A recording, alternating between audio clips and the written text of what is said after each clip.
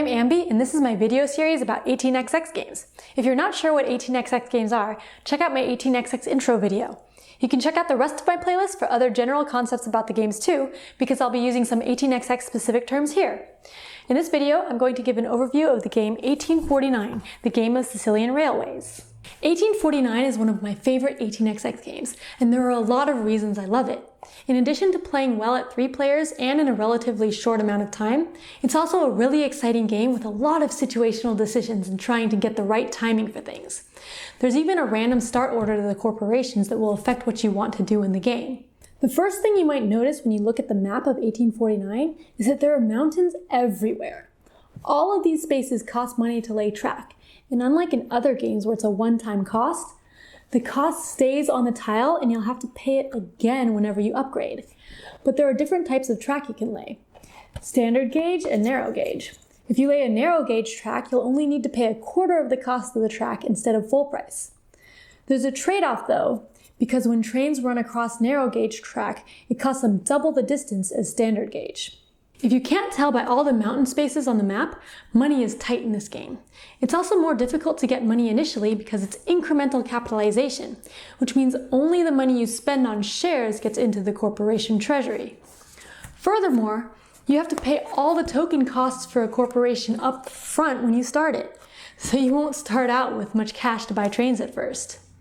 Luckily, corporations can issue shares to get more money, but that also lowers their stock price.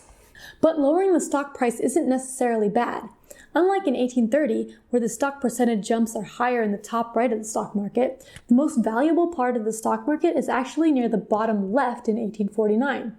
So you can use withholding and issuing shares to your advantage to have your corporation stay in the lower left area of the market.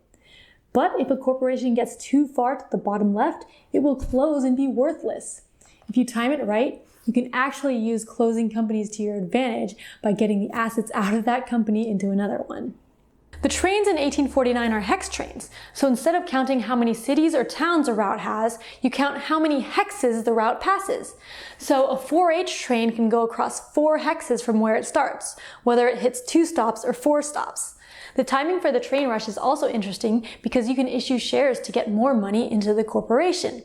But to use that money, you need to issue shares that turn before buying trains.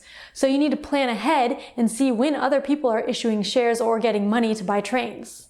As I mentioned before, when trains run across narrow gauge track, it costs them double the distance, so you can only go across 2 hexes with a 4H train. But one type of train, the R6H train, is the opposite of this. It runs normally on narrow gauge and has to double the distance for standard gauge. This train is a permanent train only available when the first 16H train is bought, so it can also be a cheap permanent train for a company that needs one.